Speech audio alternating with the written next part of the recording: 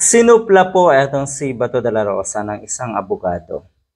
Yan po ang napapala ng ating bansa kung tayo ay hindi nag-iisip ng mabuti kung sino ang dapat iluklok at ipwesto sa gobyerno. Katulad nga ni Bato de la Rosa. Nakakadismaya, no? Talagang number 3? Number 3 nga ba etong si Bato? Of all people, talagang si Bato pa ang nailuklok nyo sa number 3 position? Nasaan na? Anong nangyari sa ating mga kababayan? Anong nangyari? Bakit nagkaganito? Nagmamarunong ka daw, Mr. Bato de la Rosa. Wala lahat sa Constitution, wala sa rules, etong ginagawa mong ito. Kaya ito'y nothing. It's nothing. Walang mangyayari sa resolution na ipinapakalat nga netong si Bato de la Rosa. Nagmamarunong ka daw. Kill impeachment netong si Bato de la Rosa, mukhang pinahiya lang niya ang kanyang sarili. Ang sabi ni Bato kasi, inamin na rin sa wakas, kasi maraming beses itinanggi.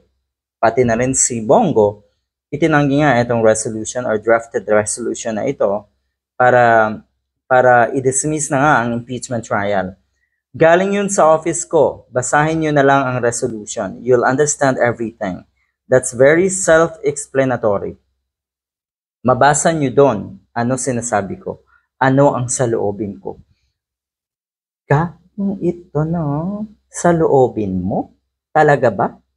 Saloobin mo? Ganoon kayo ka-importante? Saloobin nyo ang madalas ay kinukonsider nyo?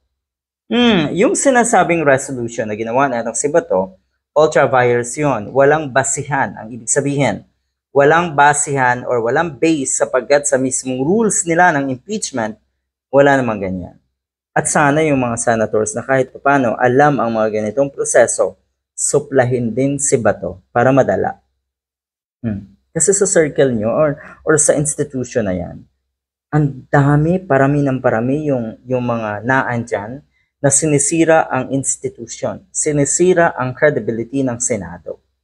So ang tanong ng bayan, saan mo nakukuha ang kakayahan o kapangyarihan na gumawa ng resolution?